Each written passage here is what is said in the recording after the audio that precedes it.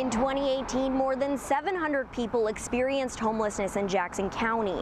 1 in 3 at the moment are considered chronically homeless, and that number was expected to increase this year.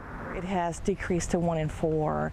That means that episodes of homelessness are briefer, becoming more rare and non-reoccurring. Whether living in cars, tents, or on sidewalks, people experiencing homelessness are all around us. But according to new data released by the Jackson County Continuum of Care Wednesday, the number of people who are homeless in Jackson County has actually gone down. Our point-in-time count actually decreased in 2019. It's a rather small percentage, about 3%. Continuum of Care manager Constance Wilkerson says with the help of 75 volunteers, the nonprofit took to the streets at the end of January for their annual point-in-time count. The majority of the count happens that one night when we go out to campsites and other places where individuals are gathering and do those one-on-one interviews with individuals. Wilkerson says 37% of those who were homeless were unsheltered, meaning they were living in places like vehicles or tents. Others were living in seasonal shelters, emergency shelters, or transitional housing programs. That's all according to the Housing and Urban Development, or HUD's, definition of homelessness. But the Department of Education has a different definition.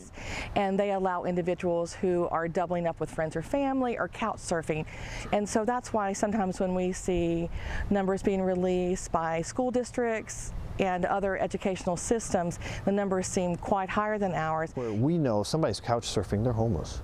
They might have a couch to sleep on, but they don't have a place to live. Rogue Retreat Executive Director Chad McComas says the count is as accurate as we can be, but it doesn't show the whole picture. He says from what he sees every day, it's growing locally. Well, on that one time they count, that one night or that 2 or 3 days on that 1 week, we might not catch people. And it depends on how many volunteers we get to go out and find them. Some years we might have a bigger effort and get more people out there for that count. Although opinions may differ, both nonprofits agree. The homeless population is here, and it's not going away anytime soon. The need is very great to identify 712 people who are not having a permanent and stable place to live. There's a lot more homeless.